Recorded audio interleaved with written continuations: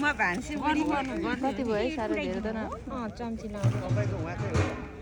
आज हामी पिकनिक आएको गरेको यहाँ हो नि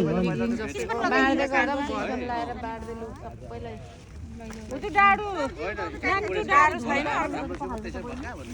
त्यो चना पनि अहिले नै यहाँ हाल्ने चना नि हालिदिन्छु नभए लग्ने बेला भएको छ यो के गरेको होला हौ कसरी खानु यो चाहिँ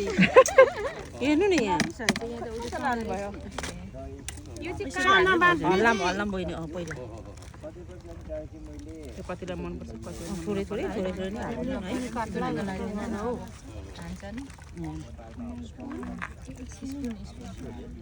जाडोमा सुप पनि खाउन् भनेर होला क्या यसले भात गर्छ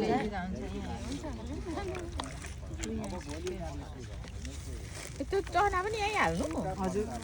कहाँ हाल्नु फेरि है अन्त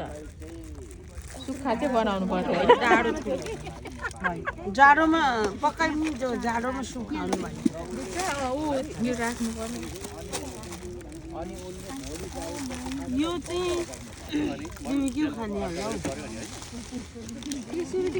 त्यो त भातसँग खानुको लागि ल्यायो होला है त्यति धेरै चाहिँ भाले पकाउने हो ए हो अनि किन जोड्छ अनि चना अनि चना त छ त भयो होला सोल्टिने